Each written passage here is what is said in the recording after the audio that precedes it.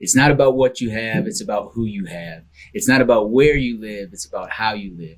And it's not about what you do. It's about why you do it. Welcome to the Momenticize Podcast, episode 9. Today, I have a guest, a fellow developer. He's done about 200 units. They also manage them. He's got another 400 units in the pipeline. He is in Richmond, Virginia, is where he's developing. Without further ado, please welcome Daniil Kleyman to the podcast. Thank you. What's going on, man? Yeah, I'm excited too. Yeah, I've been looking forward to chatting with you. You know, I like talking to people kind of on the same level that are following the same path, that are in the trenches, so to speak. So I think it will be a cool conversation. Yeah, the trenches are deep sometimes, right? But I've been looking forward to it as well. For people who don't know you, Daniil, just give us a little bit origin story, where you're at and how you got to where you are today.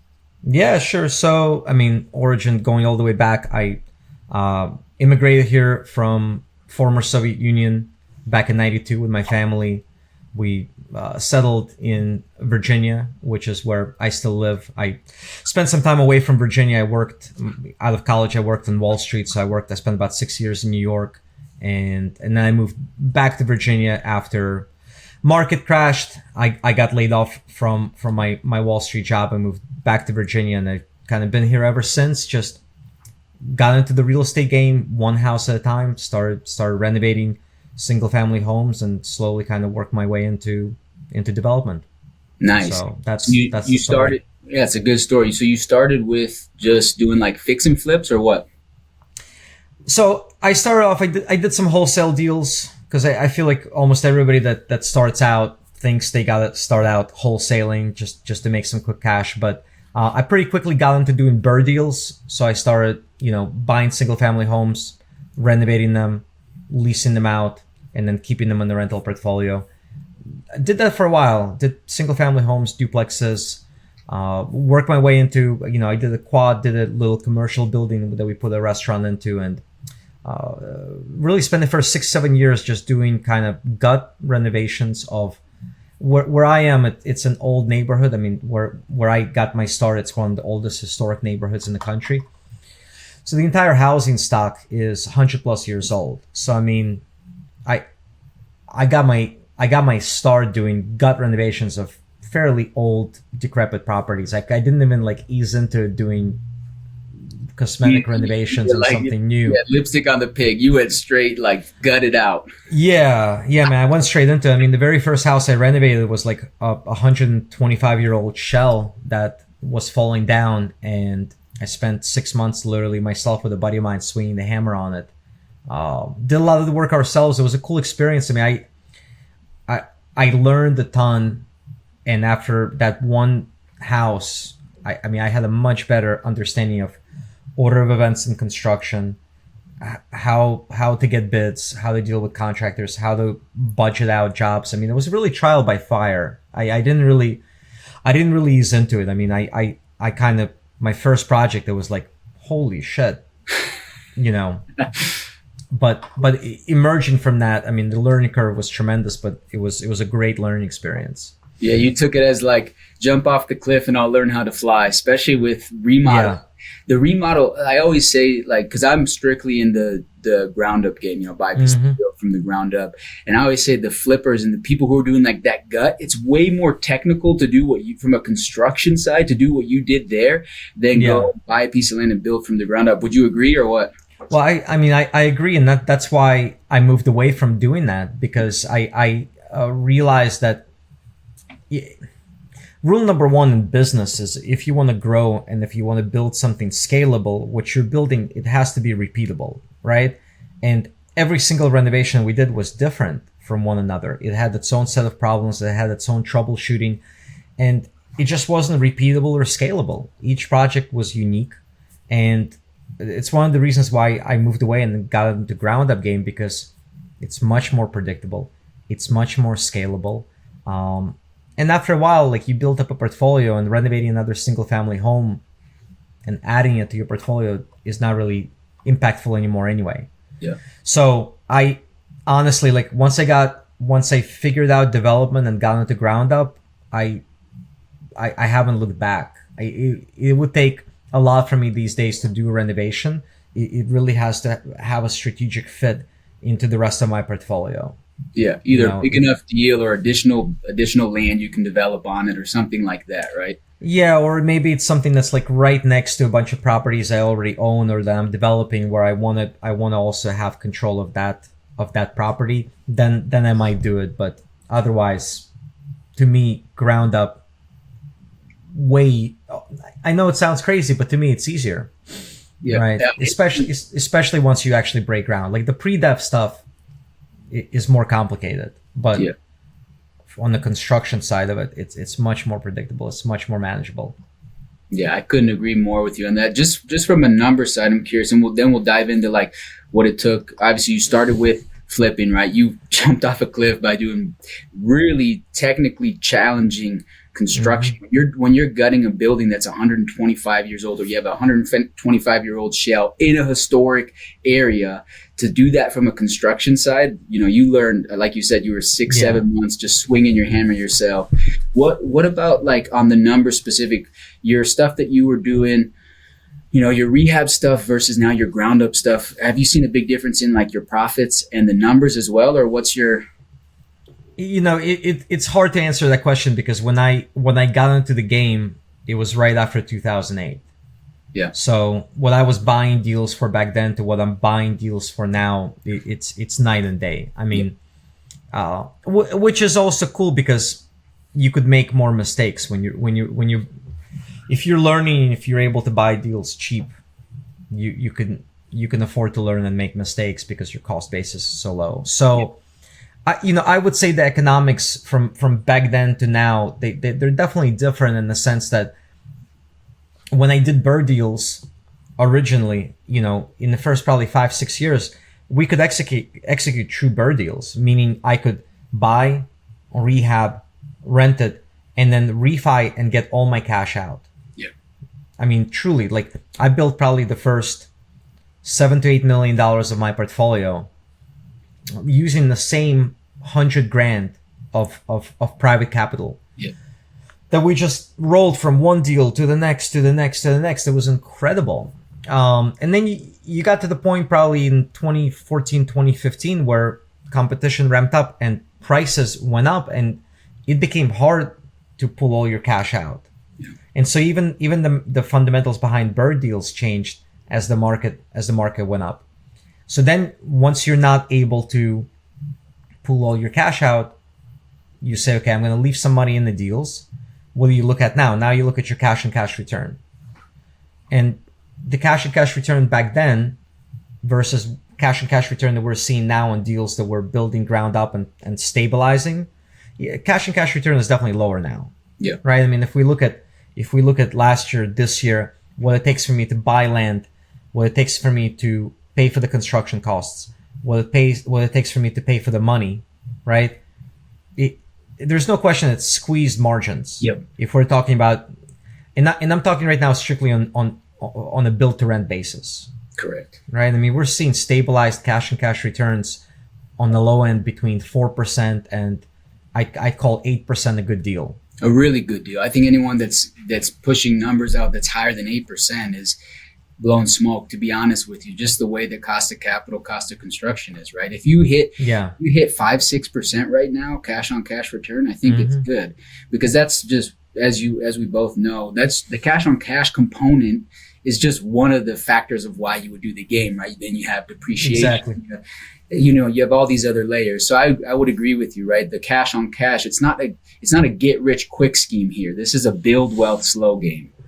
It's literally like I'm talking to my twin, because this is what I've been preaching to our, we mentor some people in development and it's literally what I've been preaching for a long time, because when you show these deals to people that don't understand the full picture, people that don't understand the long game, they look at it and they say, you're gonna spend a year in pre-dev, then you're going to spend another 18 months building this thing, just so that after 2.5 years, you finally start getting, and then you've got a lease up, right? On these larger projects, like the 84 that you just finished, How long was your lease up time there? We're Probably 6 months. Yeah, we're still in it. We started our first lease up December 1st. Last update I got on Tuesday, we were at 43% leased up, and we're in March. So yeah, we were planning for 6 to 9 months. Yeah. So people that don't understand the long game of it, they say you're going to spend a year in pre-dev, 18 months in construction, and then let's say another 6 months in lease up to eventually start getting paid and earn 5 to 6% on your money. That seems kind of stupid, right? But they don't understand that when you layer on top of that the immediate depreciation that you can take with cost segregation, and we still can take advantage of bonus depreciation. When you add to it, amortization, and usually we're on 25, sometimes we're on 30, but if you take 25-year amortization, over 5 years your loan gets paid down by another 10% roughly. Yep. Right? And then you layer on top of that NOI growth. Yep. And you look at that deal over 10, 15, 20 year time frame, and your internal rates of return are in mid to high teens. Exactly. Now, where else can you deploy your capital and without reinvestment risk have that capital compound at 15, 18% over 20 years? Is that bad? I'd say that's pretty damn good. Very good. Especially in an investment that you control. Yep. For the next 20 years. You don't have to hand your money over to Wall Street, to money managers. Yep. Your returns don't fluctuate like this year to year. Yep. I'd say that's pretty damn good. That's why we do this business. Yeah, all those points that's exactly why that business is done, right? But it is a long-term game, and you have to have a long-term vision for it.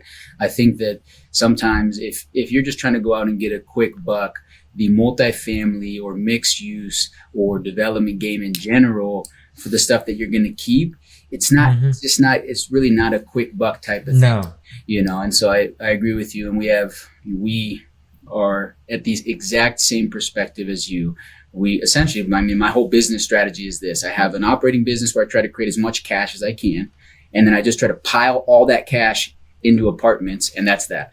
I'm literally speaking to my twin, but younger and a little bit better looking. I don't know about that, but that's literally that's my exact philosophy, and that's exactly like we have multiple operating business in my end, right? We have software business, we have not a house flipping business, we build spec homes. Yeah. Multiple operating businesses, and the function of those operating businesses, other than to provide great product and serve clients, is to generate as much equity as possible to then deploy that equity into long-term projects and then be a really good steward of those long-term projects. And those long-term projects become really great place to park your money. Yeah. Yeah. What do you typically, like on a business plan for somebody that's thinking about that, like we talked about, it's year 5 on the amortization. Year 5, you start to see some really good stuff. Are you guys creating, like, from a business side, are you a 5, 7, 10-year business plan on the properties when you're developing them, or you keep forever? What's your thoughts there? No, I mean, what I'm trying to do is build generational assets. Yeah. And this is also one of the reasons why I've been very allergic to raising outside capital. And I'm very careful going forward about doing it, because almost everything I own myself, or I own with like a 50-50 partner, and we plan to hold these. There is no plan to sell, I guess. That's what I'm trying to say, right? There is no, and also because I don't have short-sighted investors in these deals to whom I need to deliver quick IRRs either. So every project I do, I look at it through the lens of like, will I still want to own this 15, 20 years down the road? And the plan is to own them for the long term. It's refi till you die. Yeah, refi. That's the plan. Refi till you die. And then a step up in basis for the children, and boom. Yeah, I mean that's and obviously there's going to be exceptions. There's going to be assets that fall out of favor, or there's going to be assets that become kind of a pain and start to drag down the portfolio, and we'll liquidate those. But every project, I look at it through that lens. Is this a lifetime asset? Because, again, what I just said, right? You're going to spend 3 years developing something to where it's finally stabilized. It seems a shame to sell it after only 5 years. I agree, especially if it's new construction, right? I mean, that's the beauty of being in new construction. You just worked your butt off to get to where you are. But we also, think about the lifetime of that building, right? with new construction, rather than buying an older building, dealing with the potential issues that come along with that, you've now expanded the lifetime of that building, right? So it falls right into that play, right in that long-term vision that you have, and we're on the same there for sure. But I'd say if you're taking bonus depreciation on it, paying that depreciation recapture when you sell it after 5 years is going to hurt too. It's going to hurt. Daniel, for somebody who doesn't know what bonus depreciation, what's bonus depreciation? How does it work? What are the benefits? So I'm not a CPA, nor do I play well on TV. But basically, when let's say you build an apartment building and that building is done, you can depreciate that building. Let's say it classifies still as residential. You can depreciate that building over 29 and a half years. I think it's 29 and a half. 27 and a half. Thank you. 27 and a half years. And you can just do that. You can depreciate the entire building, cost basis of that building over 27 and a half years. But what we're able to do is we pay engineers to perform a cost segregation study, and they go and they look at the plans, they look at the pictures, they tour the building, and they break down the entire cost basis of that building into 5, 15, and 27-year components. Yep. And the 5 now without bonus depreciation, I can then depreciate certain components over 5 years. Yep. I can depreciate certain components over 15 years, which means that I can take more depreciation next year, because instead of depreciating, let's say, HVAC systems over 27 and a half years, I can depreciate them over 5, so I get more depreciation. But there's also something called bonus depreciation, which is being phased out now. 60% this year. Yeah, 60% this year. The Tax Act of 2018 that Trump passed brought back 100% bonus depreciation, but then it got phased out to 80, 60, 40. But 100% bonus depreciation basically means that you can take all the 5 and 15-year components and depreciate them now. Yep. So we just finished a project that we brought into service in 2023. It was a mixed-use project. Total cost basis was roughly $4 million. Immediately in year 1, we depreciated $1 million off that thing. Yep. Because that's still qualified for 100% bonus depreciation. Yep. So what it is really, it's not free money. It's a time value of money thing, meaning I'm taking more depreciation now, but I'm going to have less depreciation to take later. And if I take more depreciation now, but I decide to sell it 2 years from now, unless I'm doing a 1031 exchange, I'm going to have to pay back that depreciation. I'm going to pay depreciation recapture. Yeah. So, but it's a hugely powerful benefit of owning real estate, because we have a spec home building business that every time I build a house and I sell it, it gets taxed at my regular tax bracket, pretty high rates. But then on the other side of my business, I can put into operation an apartment building, take bonus depreciation off that building, and use that depreciation to wipe out the profits from my spec homes. Yep. Yeah. So what Daniel's saying there is, essentially, let's say he just told us he got $1 million of depreciation from his apartment project that he finished. Let's say he made $1 million over here in his spec building business. If he didn't have this depreciation, he'd have to pay 40% tax or so, maybe a little more, something like that. You're welcome, Uncle Sam. Yeah. On the $1 million. But instead, because he has this depreciation, that goes against that earned income that he made over here, and that reduces his tax liability. Completely legal, and a benefit for providing housing, which is very, very needed in our economy. Couldn't have said it better myself. Yeah, it's nice, because then it allows us to keep more profits that we can put into more housing. Yep. And it just keeps cycling like that. Yeah. So now Congress is talking about bringing back 100% bonus depreciation. Some people hoped it would already be passed, but it's gotten delayed. But we may see that come back this year, and that's a boon to housing, because it changes the mathematics. Exactly. Yeah. In the game. Exactly. Where what Daniel's saying there is, if you look at today's environment, interest rates are way high. If you're paying any attention at all, you see that a lot of projects have been put on halt because the cost of capital is too high. It's more than doubled, right? And the cost of construction, although it's sort of normalizing, it's still high, right? Those prices, the problem with supply chain pricing or anything like that is it's sticky, right? It's like once it goes up, if people continue to pay it, it's sticky. It's hard for that to fall down. Even more so labor. Yeah, labor's Even more also so labor. Yeah, it's extremely challenging, so you have high interest rates and you have high construction costs. So what makes it worth somebody taking on the risk for actually developing right now? Well, that cost segregation, the bonus, you can always still do cost segregation. Even if they phase out bonus depreciation, you'll still have what Daniel was talking about, the 5, 15, 27 and a half year components.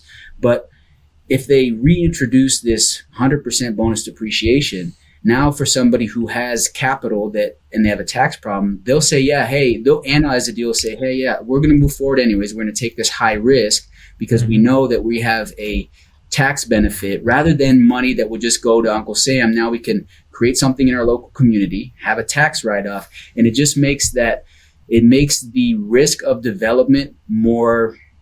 It just gives you more incentive to actually go and do it because, right now it's very risky to move forward with these projects. And it's important. I think it's good that they're reconsidering it. And I think that it's a really good tool to incentivize people to create more housing, right? That's what it's there for. It's to incentivize developers. And we need it. We need more housing badly. And I would also say, as an additional point to what you just said, probably more even so for getting equity investors off the sidelines. Yeah.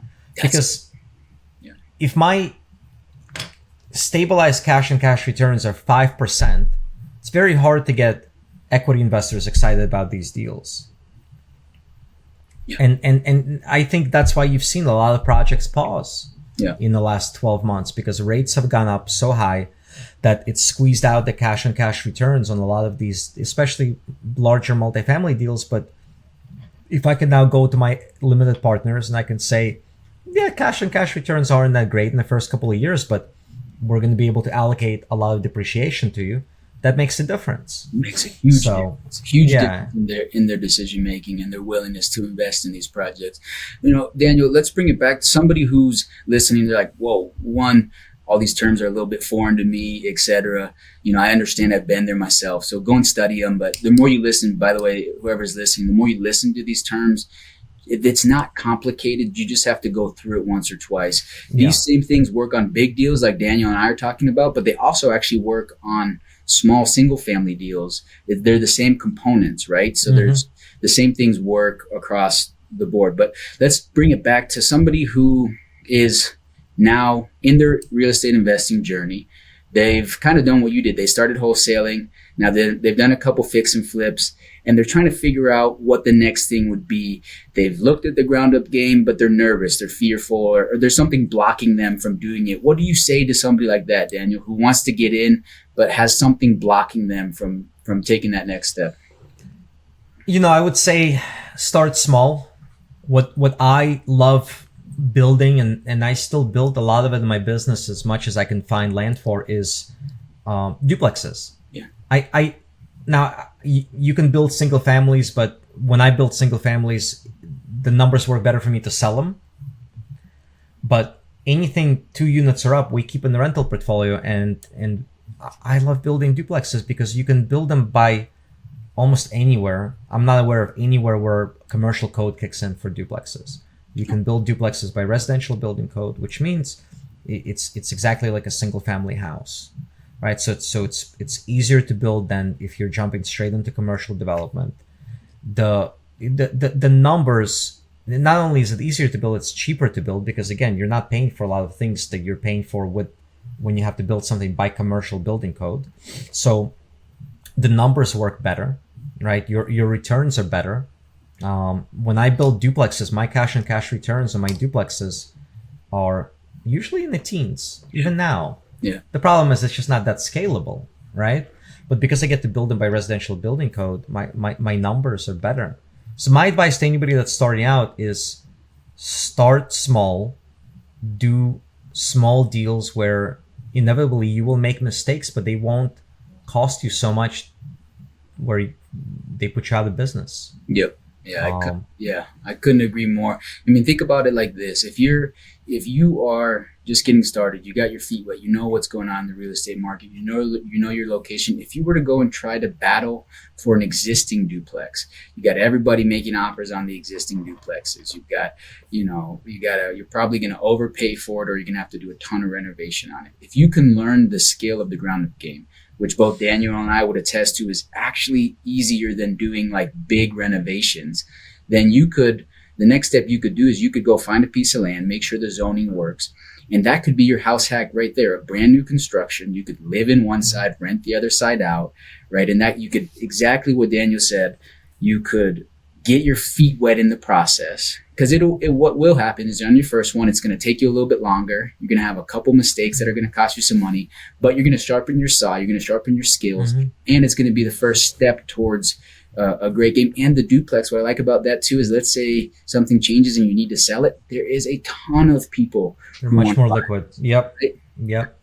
Absolutely. And I would also say, if you're listening to this or watching this and you already have some rentals, you may already have land that you're not aware of. There may be a side yard. One of your properties may be sitting on a double lot. Yep. You may already be sitting on some land that you can essentially carve off for free. And now the fundamentals for you look even better because you own the land essentially for free.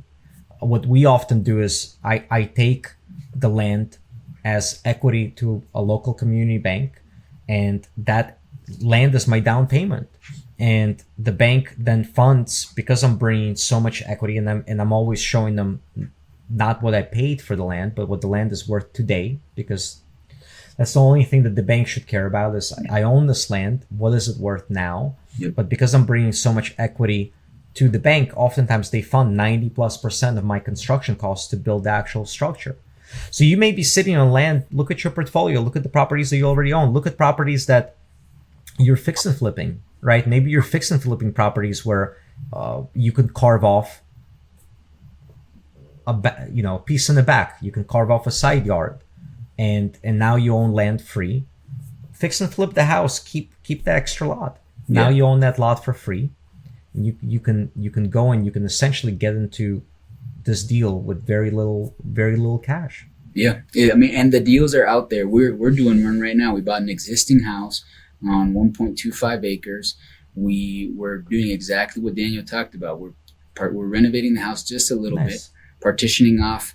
And we have all this excess land that we can now develop on. So those deals are out there, right? That deal it's not like these deals are completely hard to come by. You just have to put a different lens on, like Daniel said. You have to look at it from like, hey, is there excess land here, right? And that was an MLS deal. Every deal I buy is pretty much MLS. Like there's been a couple off-market deals, but it's all MLS stuff. And what I like about the ground up too is there's less competition because less people feel like they know how to unlock land. You're not fighting for that distressed property. Like, if you have a distressed property, everyone's just trying to get it. The wholesalers, the fix and flippers, everyone's just going after it, Everybody knows how to value it, right? Most people look at land and they don't know how to make sense of it. They don't know how to value it because land is really much more esoteric, right? It's really in the eyes of the beholder. Like value of land depends on what can be built there and what you're going to build there. And so when 10 people look at land, they're going to value it 10 different ways. How do you value the land? If you were to teach somebody how to value land, what would you say? I would say start with the end in mind. So where you start this zoning, what is it currently zoned for? By right, and by right means given the current zoning, you're allowed to just create a set of plans and submit them for permit, and the zoning allows you to build that. By right, what does zoning allow you to build there? And if you build that, what is it worth? And then you work your way backwards. This is what it's worth. This is how much sweat equity I want to create. You subtract that. You subtract out costs to build, all your soft costs, financing costs, and that's the max that you can pay for land. Yeah.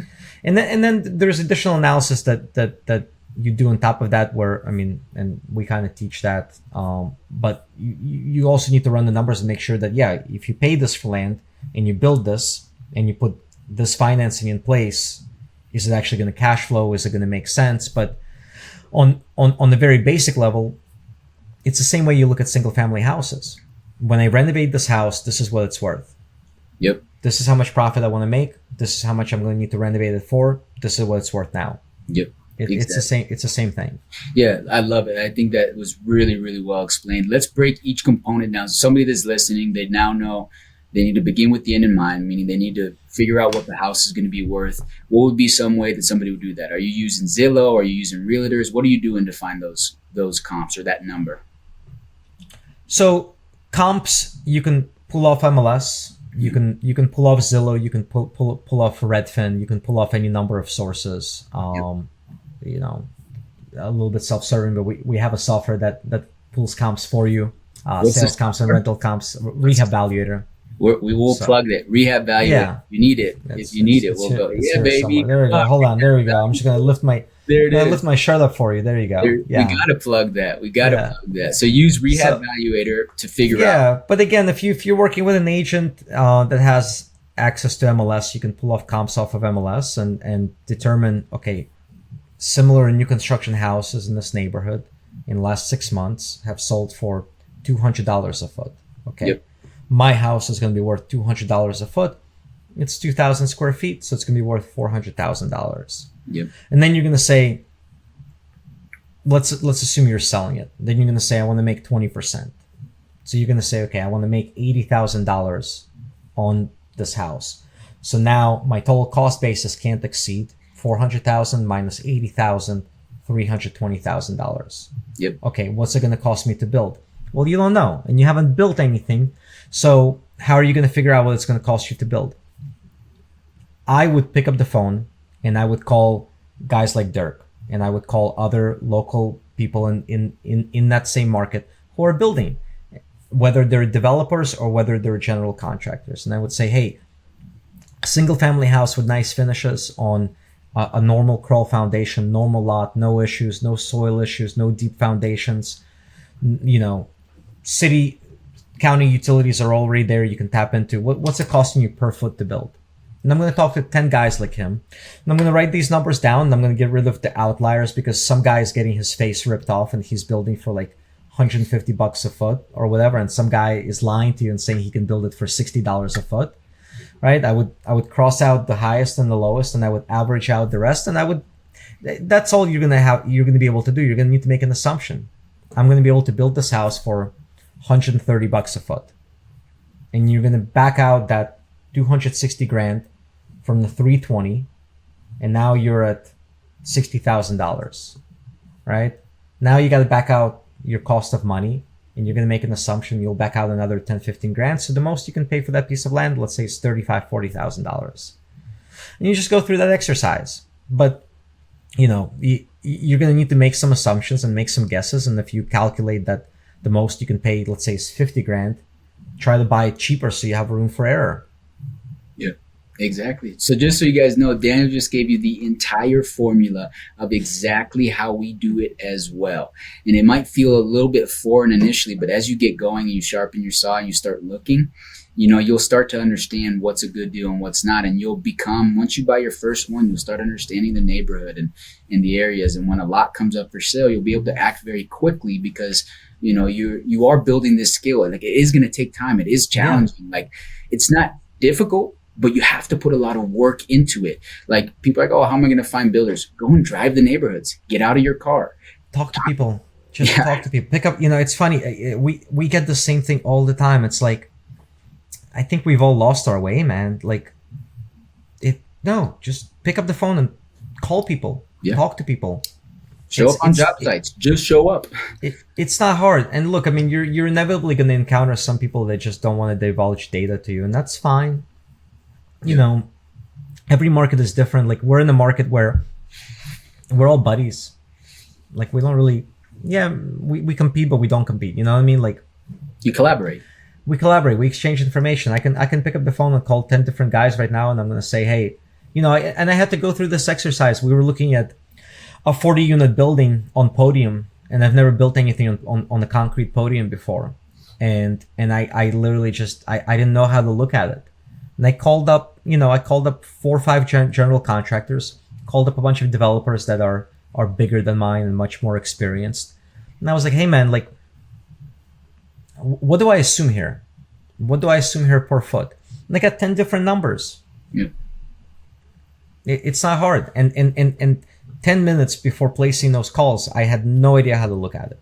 Yeah, exactly. And then you had all the data points. So exactly what the framework Daniil told you for single family, then goes to multifamily, right? And so once you get your feet wet, you'll really be able to start feeling more and more comfortable. But you do have to take risk, right? This isn't a risk-free game. Like, you have to be willing. Development is very risky, right? I mean, it's it takes balls to do development, but there's also great wealth building opportunities there. And just to finalize that point, right? I mean,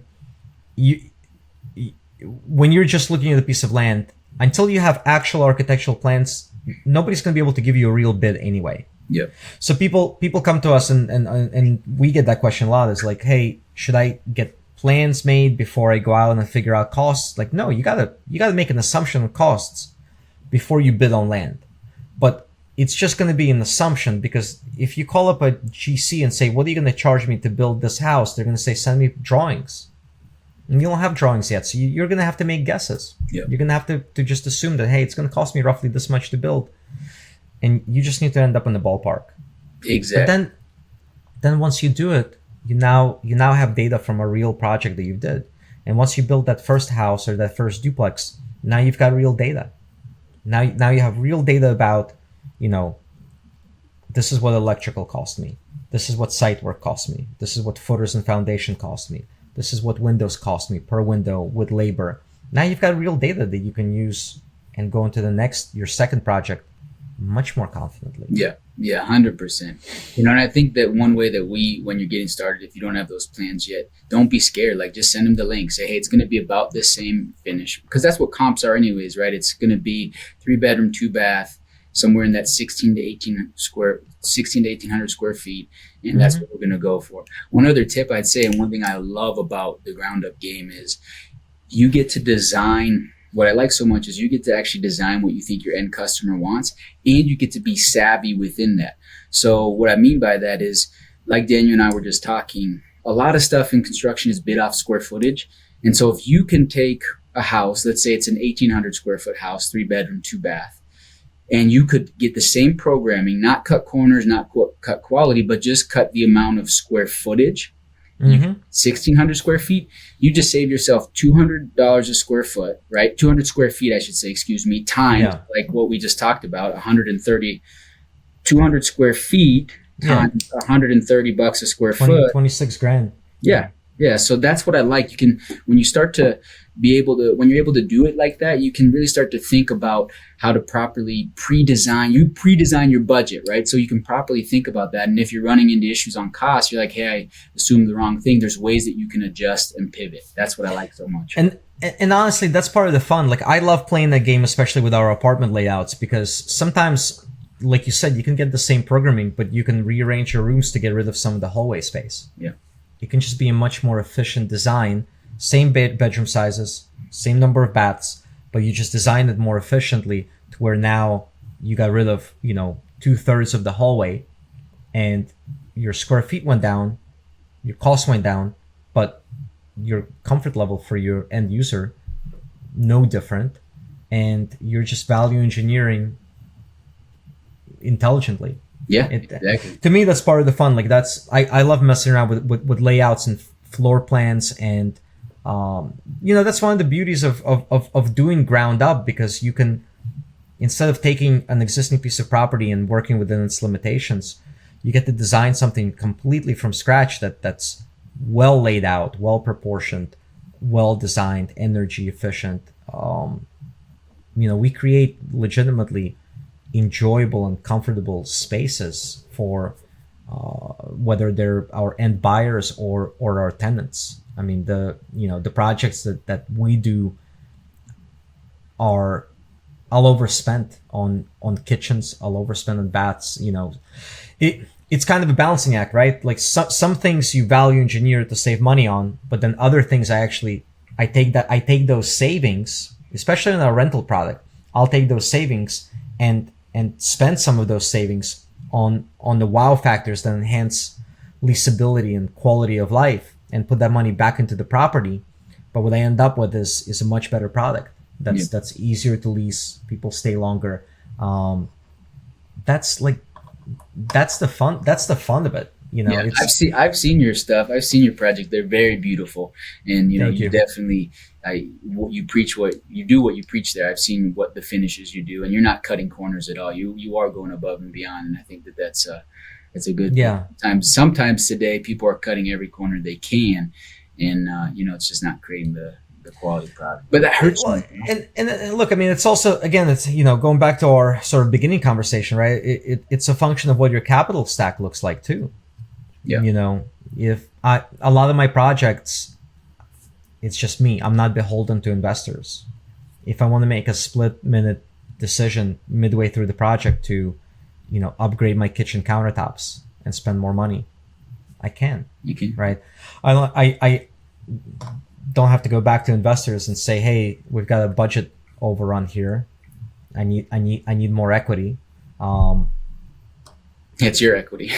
Yeah, it's my equity. Like I have to go back to myself and ask myself for the check. But so, some of that stuff is worth spending money on. I mean, it's legitimately, and we are, if you look at what's going on nationally, right, we're in an environment where there's record supply coming. There's record supply being delivered. Don't quote me. I believe this year and next year there's going to be record supply delivered. Yep. 2022. I think it was spring of 2022, or was it spring of 2023? We had record multifamily starts in like 50 years, or 60 years. Was it last year?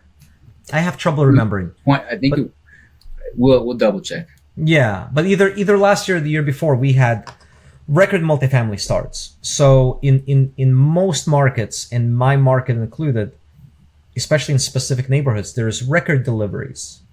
And you are competing now against a lot of supply. And so creating something that's differentiated, it's nice, that's unique, goes a long way, because your lease up period can be 6 months or it can be 12 months. Right, depending upon what you deliver to the market. Yeah, or you could get $100 over what you pro forma in your rent, or you could get $300 under. Right, so there's definitely I agree with you. There's definitely a lot more competition than we've ever seen, and there's having a product that differentiates itself both in location and in quality matters more now than ever. So if you cut that corner and didn't put those finishes in, but the property next door did, people want to live in beautiful places. So you just have to be willing to do that in an intelligent way. So, okay, Daniel, I appreciate that. I love it. So somebody they've heard the framework of how to find a deal. Who else needs to be on the team, on your ground up team, still staying on the small side, not elevating to the big deals yet, but who else needs to be on the team to bring a project to life? So sticking to residential deals, you're going to need a surveyor. To create a survey for the property. You need a good architect. And that's something else that, I think a lot of people try to cut corners with. They'll try to buy plans online on some website, or from me. Cutting corners when it comes to an architect, I think, is a mistake. Find somebody local that understands your local building codes, your local zoning, your local construction methods, because construction methods vary. You're in the West Coast. The way you guys build is probably completely different than how we build. I talked to somebody from Massachusetts, and all they do is basements. Yep. We never built with basements. Simple things like that, right? So I get a lot of hate for that on social media. You get a lot of what? But I get a lot of hate from like people who are in a different area. They're like, no basements, or how could you build like that? I'm like, that's how we do it here. Every area is different, right? Like you go out to Arizona, they use a lot of stucco. Yeah. We would never do that here. We never mess with stucco, right? So I mean, things like that matter. So find somebody local that understands your local building codes, because those vary state by state, your local zoning, because zoning varies county by county. and there's lots of nuances there, right? Understands your local construction methods and understands your local like architectural styles. Because when you're building something, especially if you're building something small, it's an infill project, you want it to fit into the neighborhood. You want it to fit into the area. A really great piece of infill development, people will drive by and it will look like it's been there the whole time. That doesn't mean that you're mimicking sort of historicism, right? But at the same time, a good piece of infill development doesn't stick out like a sore thumb. It fits in scale-wise, finishes, material-wise. It fits into the local neighborhood.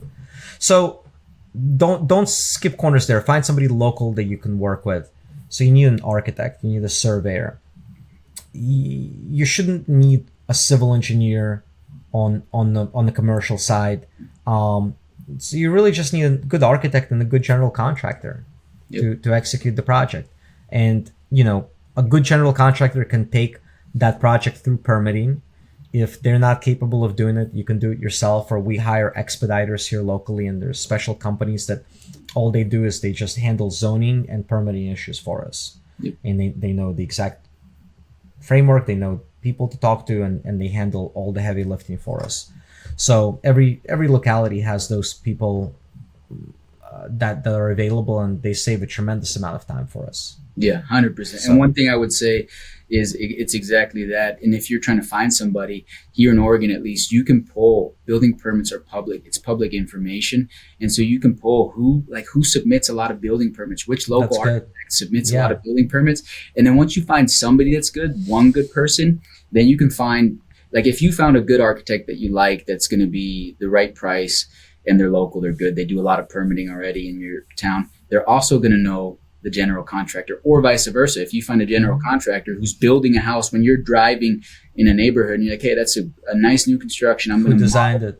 Exactly. Yeah. You go in there, I literally go in, check out what's happening, and I'll look at the plans because they have to be on site. I'm like, who designed this, right? Okay, sweet. I'm going to take that note down and call them. And it's, look, and it's also just how you handle yourself, right? I mean, you walk into somebody's project, be respectful, be complimentary. Like, oh man, I love what you're building here. This is beautiful. You're doing a great job. Like, people immediately become disarmed. Yeah. Right. If you just like show up there and you're like, hey, who's your architect? Right. I mean, be a human. Yeah. Be like a normal human. Hey, I'm sorry to barge in. Like, I love what you're doing here. This is so beautiful. Are you the general contractor? No, you're a subcontractor. Would you mind sharing me who the general contractor is? Because I'd love to hire them. Exactly. That's a perfect way to do it. Yeah. Perfect way to do it. Yeah. Yeah. Don't go trespassing. That's a good component. Yeah. Trespassing. Yeah. Start up a conversation. Real estate is a relationship game. So, be willing to go and put yourself out there. The a couple of other ways to find architects, right? There's a local news source here that literally writes news stories about every development that's happening. Not like every single family home that gets built, but anything kind of larger, right? So I pay attention to those news stories. They will usually have renderings of projects, and they will typically tell us who's the architect in the team, who's the civil engineer, even who's the general contractor. So you can spot people that way. And again, almost everybody that I've ever worked with has come from people that I know. I call up my buddies. I call up other developers. I call up other investors. Hey, I need a draftsman to draft up a couple of single family houses. Do you have anybody that's really good, responsive? Okay, yeah, here. Here, call this guy, but like, don't give his number out to a lot of people because he's like my guy and he's busy, exactly. And you know what I mean? Like, but like, you call enough people and you will get referrals. Like, it's honestly not complicated. I think we've all just become too accustomed to not talking to people anymore. Yeah. We're just online. Yeah. We're just doing our thing, but just pick up the phone, call people. They'll give you your team. Yeah, really well said. Okay, so we talked about how we analyze the deal. We talked about the team that needs to be brought together. Last component, what about financing? You touched on that a little bit, but what are some options for financing, a new build? There are lots of options. I mean, you could get it funded by private individuals, I suppose. We almost exclusively use local community banks. Yeah. For construction and then for permanent financing, especially on these smaller deals. These are local bankers. They're mandated to lend in your local area. Usually on deals of under a certain size, your banker will be the decision maker. Like, So that relationship that you build, like oftentimes that's the guy that makes the decision whether you get the loan or not. It gets over a certain size, it goes to a credit committee, and there's other decision makers there. But every loan I've done since I started in this business has been with a local community bank. Yep. And we do business with a number of them right now, and that landscape constantly shifts. This bank was aggressive last year and they wanted to fund a lot of deals. This year, maybe they are on the path to being acquired and they're very careful about what they add to their portfolio, and maybe they're cleaning up their books. So this year they're not the best bank to talk to, and the landscape constantly shifts. So maintaining a number of those relationships and constantly, don't get comfortable. I have a new deal. I'll send it to multiple bankers that I have relationships with, because again, last year maybe this guy was the best. This year they're going to suck. They're just not hungry to lend. So on the build to rent side, what I typically do is I get a construction loan, and that loan automatically, when the property is built and leased, it rolls over to what's called a mini perm. Yep. So I lock in my permanent financing when I close in a construction loan. Construction loan is interest only, let's say for 12 months. Then we get our CO. I contact the bank. Here's the CO. And that loan automatically rolls over to an amortizing loan at a predetermined interest rate, which means that I don't have to scramble for a refi when I'm done with the construction, because I don't know 12 months from now, 18 months from now, what that market is going to look like. Yep, 100%. 100%. So what about the land? Are you financing the land? Or are you always buying it in cash? What are you doing? I try to buy it with cash, especially if these are smaller lots. These days, if I'm buying land over like $1 million, I'm typically financing it, but I'm very careful about not doing too many of those at the same time. Yep. Because it's non-performing asset. So on smaller deals, my go-to move has been buy it with cash, and ideally you want to buy it below market value, and that's the beauty of development, because we can achieve much greater leverage than if we're buying existing properties.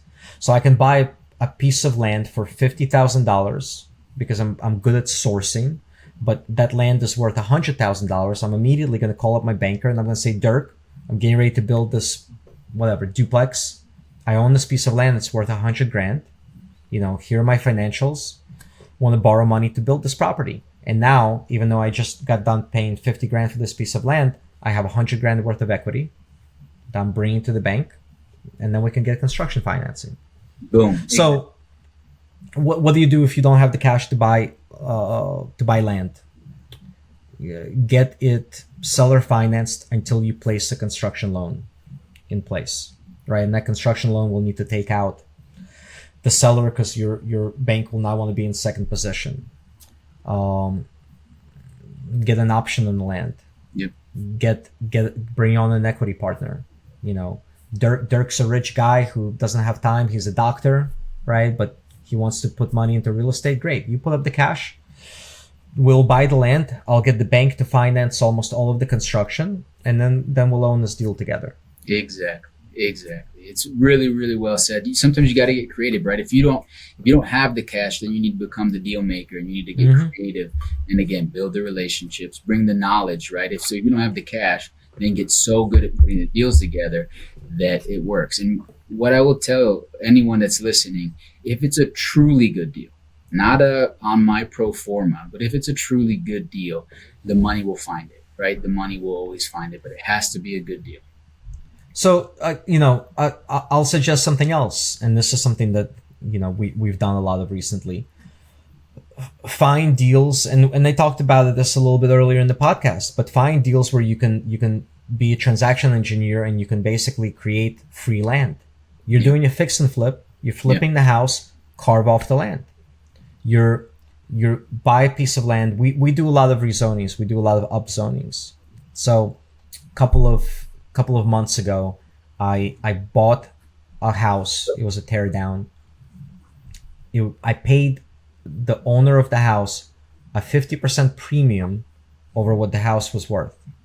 But I got that land upzoned to 3 lots. And the 3 lots were worth 50% more. No, I'm lying to you. I'm lying to you. I paid the seller double what the house was worth. I paid the seller double what the house was worth. The house was worth 120. I paid him 230, I think. And then the land after the rezoning was worth 330. Yeah. Exactly. So at that point, now in that case, I end up flipping all 3 lots and just making about 90 grand. But what I could have done at that point was sold off the 2 lots, recouped my investment, and now I own the 3rd lot for free. And now I can develop on that lot. Now again, I own the land for free. I can take it to the bank as equity, get majority of my construction funded, and now I own this whatever I built, single family duplex. I own that basically with almost no cash into it. There's all kinds of creative stuff. That's the beauty of land. Like once you learn the game, there's so many creative strategies you can pursue to basically create value out of thin air. Yeah. And like I love those types of deals. I did another one recently, and I have a case study about it on YouTube, but I bought a medical office building. It was vacant. It sat on a half-acre lot. I got that half-acre lot broken down to 12 lots. We split that 1 lot into 12. Yeah. 1, 2, 3, 8 for-sale homes, and then 4 built-to-rent duplexes. Sell 8, keep 8. 8 rental units I keep, 8 houses I sell. Value of the land doubled after I got it rezoned. Again, there's so much creativity that you can apply to this business to where you can essentially create land for free for yourself. So if you're starting out, you don't have cash, no problem. There's other things you can do. Learn the rule, what Daniel's saying there. He's able to do those things because he knows the rules of the game. He knows the zoning. He knows the building code. He knows what he can do, right? If you master the zoning in your area, then you can see what other people don't see. So Daniel knows that if he has a piece of land, a medical center that comes across his desk that's on half an acre, because he knows the zoning and he knows that he can split that up. He knows that that's not just a medical center. That's a medical center with an additional half acre of land. And so learn the zoning. That's your playbook. And then like any rules of any game, right? If you can master those rules, then you can outplay other people because you can see what others don't see in that piece of land. Well done, Dave. Those are 2 pretty sweet deals. I love it. Yeah, thank you. It's what you said earlier, right? Learn to look at things differently than how everybody else is looking at them. Everybody sees a house, maybe you see something else. Yeah, exactly. You see the other opportunity within it. Okay, so we touched on the single family. I really appreciate you going deep into all that detail, right? It's if somebody wants to get it, just keep and it not isn't making sense. Just keep re-listening to this, and then go and follow Daniel. Look at his case studies, etc. Because what he said is exactly the same perspective we have, and that's like the blueprint. That's the basis of the blueprint to get you going in single family. So we touched on that. Everybody's got that teed up now. If you don't get it, just go re-listen until you understand it. And now, talk to us about the evolution of going into, now it sounds like you're doing your first podium build. Talk to us about those bigger deals and what that looks like, and what the lifetime of you going from single family homes to some larger deals has looked like. That was kind of a gradual evolution. For me, and there's plenty of developers that kind of scale up quickly and jump into larger projects. For me, I wanted to get there slowly. So I built duplexes, then I built my first commercial property. It was a quad. But once you get into a quad, you're now building by commercial building code. You need a sprinkler system, you need backflow preventers, you need a fire line, you need additional fire separation. So you need engineered drawings, which was completely new to me because now I'm paying for mechanical, electrical, and plumbing drawings. Now we have to do stormwater retention, whereas on a single family house or a duplex, we don't need to worry about stormwater retention. There's all kinds of additional, not just cost, but additional engineering that's involved and additional steps in the construction. So again, I learned that on a small project. I built a 4-unit, then I built a 6-unit, then I built a 14-unit. We built a mixed-use project where it was 13 apartments in a commercial, we put a restaurant on the corner. So I I scaled up gradually. And in every project I learned a lot, and I was able to apply it. And the one, I'm not good at a lot of things, but one thing I've been really good at is kind of keeping almost like a project diary, lessons learned on this project, things I would have done differently. Deal with getting power to the building sooner. This is a change that I would make in the layout because we end up having a pretty tight space here in this unit, et cetera, et cetera. And I keep detailed notes about really all the mistakes. And I'm very careful when we're designing the next project to just go through my notes, and then you build checklists. You build checklists for yourself, and you say, okay, well, if I'm designing a new project, what are the must-haves? And then we also, from the checklist, I also create standard sheets that we give to our architect, to our MEP engineers, so that when they're designing a new project, they have all of my sort of learnings already there, right? So if we're going to place heat pumps on the roof, place them over living spaces, don't place them over bedrooms. Yep. Simple things that, you would think are common sense, but are not common sense, right? Well, yeah, not until they happen. Yeah, it's just things that will keep happening unless you specifically make sure that they don't happen. Yeah. So every project that we do, we take notes and we apply those learnings to the next one and try to make the next one a little bit better. And so I scaled up gradually. I built a 14 unit, built a 25 unit. I'm finishing now like a 4 unit and a 16, and then we just broke ground on an almost 50 unit project, and I've got larger stuff in the pipeline, but it's a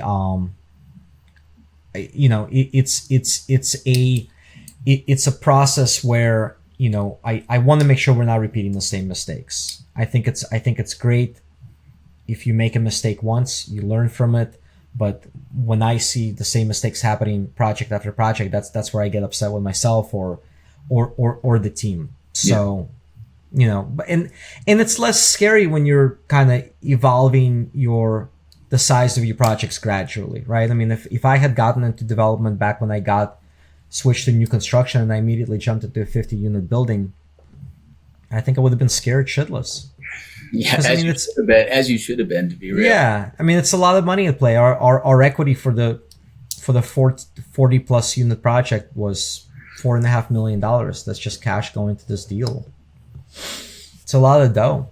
Yeah, it's a lot. It's 40 apartments, and it's going to be 8,000 square feet of commercial street level retail, a couple of restaurants probably, and some other uses. Yeah, maybe put a yoga studio in there, co-working space. We'll see. But you just broke ground on that one, or what? Yeah, we just broke ground on it. Probably literally yesterday. We were setting steel, and we're gonna start framing early next week. We're supposed to start framing on it. Yeah. If anyone wants to watch, I was watching. You guys built the shaft. So if anyone wants to watch, go give Daniil a follow, because he is bringing that podium build to life. It's really awesome. Well, interesting enough, that one is actually not on the podium because that site is so big. Not a podium. No, that one is not on the podium. Yeah, that one is just a surface parking. Okay. Which brought down the cost quite a bit. Yeah, I'm sure. So the one on the podium is on a very tight site. And so the only way we can fit parking in there is by building a concrete podium and then stick framing the apartments on top of that concrete podium and putting all the parking underneath the building. But you're doing what are you doing? 1/3 or 1/4? It's 4/1 on that one. 4/1. Yeah, it's 4/1. Yeah. Yeah, but that drives up the costs significantly. Yeah. Huge. Yeah. Huge. Yeah. What are you paying per parking stall on that? Do you know? For the podium? I don't have the exact number, but easily probably 20 to 30 grand. Exactly. That's what you got a budget for when you're doing those podiums, is 30 grand a spot essentially. Right? Yeah. Conservative. So awesome, man. Yeah. It's not cheap. No, it's not cheap, but the numbers are the numbers, right? So it goes back to, it could work as long as you can get the density and make the unit count work. So, and you factor that in when you're buying land, right? It's not like when we bought the land we thought we'd have room for surface parking there, right? So I factored that into my land purchase price because you know what you're getting. You're getting a tight site. Like there's only one place your parking can go. Yeah. Well, it's exciting that that you're going to be doing your first podium here soon, that you're doing your 40 unit. You know, it's been great to just briefly start to get to know you. I'm really looking forward to continue to build a relationship. Like you said, I feel like we're twins, just in different areas building around. So yeah. that part's we have similar philosophies, and that's refreshing, right? I think so many people look at this game with sort of a short-minded lens. Yeah. And that's not where wealth is built.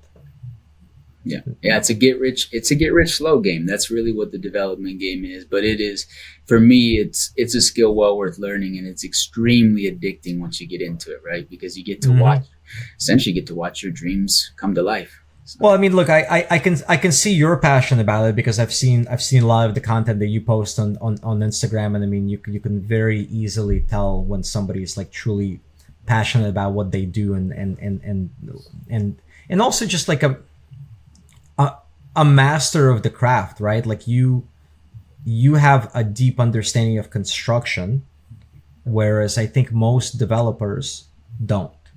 Most developers, if they're good developers, they understand development. It's very rare to see a developer that has a deep understanding of the construction side of it as well. But it's a huge advantage for you, because when it comes to value engineering, when it comes to, self-performing, whatever projects you're self-performing, but even projects that you're not self-performing, you can have a much more intelligent conversation with the general contractors that you're hiring and have much better accountability over them. Yeah. I appreciate you saying that. That is one of our advantages, because I know what it costs. You can't BS me. I know. Exactly. And I appreciate you saying that. Hey, we're definitely going to have you back on again. Daniil, what's a book? Like if somebody's trying to get started, but life, business, whatever, what's a book that really influenced your life? Oh, man. I have a whole book list online, but, I think these are two books that I always recommend, because I think focus is so important if you want to actually achieve anything and grow it into something big. And I think especially in real estate development, if you don't have focus and patience, you're just not going to last, because it's a long game. So there's a book called The Pumpkin Plan that I'm a big fan of. I think our mutual friend Trevor is the one that originally recommended this back to me back in the day, but it's called The Pumpkin Plan, and it's basically about pumpkin farmers and how they grow record-setting pumpkins. And they start off by planting a lot of seeds, but what they're really good at is culling the underperformers and then really focusing their effort on one or two pumpkins that have the biggest promise of achieving record growth.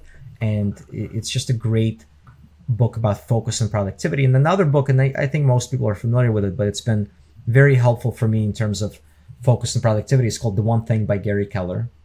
And I love giving that book actually as a gift to people, because again, it's all about figuring out what you're keeping the main thing, right? So few people these days are able to truly know what their sort of main thing is and stick to it, and then make sure that anything else that they do serves that main thing. Yeah, they're going in too many different directions. So I'm a big fan of both of those books, especially for somebody that's starting out, because when you're starting out, it's very easy to go in 16 different directions. Especially these days, there's so many distractions online. There's so many gurus. There's so many opportunities, and it's very easy to wake up 5 years later and be exactly where you were 5 years ago, because you did too many things and they all went nowhere. Yeah, exactly. Two really, really good book recommendations. We'll link to those. Daniil, if somebody wants to... one more. If you actually want to learn about development and truly be inspired, Zeckendorf's autobiography. Okay. William Zeckendorf is a prolific developer. He did deals and he thought on a scale that is just unbelievable. Just unbelievable. He developed, a huge swath of New York City, Denver. I think he did a lot of projects in LA. He built the United Nations headquarters in Manhattan, and that whole area. And just the sheer scale at which this guy thought is really impressive. So his autobiography is really, really interesting. That's going to be a new one for me. That's going to go straight to the top of the list because I am obsessed with real estate. So that's a good one. Thank you for that. Daniil, Sure. Anyone that wants to follow you, follow along, get connected with you, where can they find you? So I'm pretty easy to find on YouTube at Rehab Valuator, REHAB VALUTOR, and same handle on Instagram. I post a lot of content on both of those channels.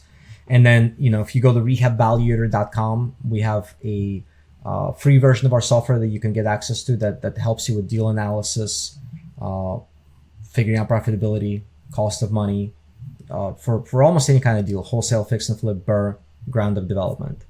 Boom. Yeah. And then you'll start getting emails from me, and you can just reply to those emails. And I'm pretty good at actually answering people, as long as they're not emailing me something crazy. So. Yeah. Don't email them anything crazy. Come on. We'll link to all those things. Daniil, thank you so much for your time. I love this conversation. We're definitely going to have you back on again, and I have no doubt that the next time we have you on, we'll be talking about 100 to 150 unit deals. So. Yeah, man. No, but pleasure. I knew we'd have a great convo, and I really enjoyed it. So.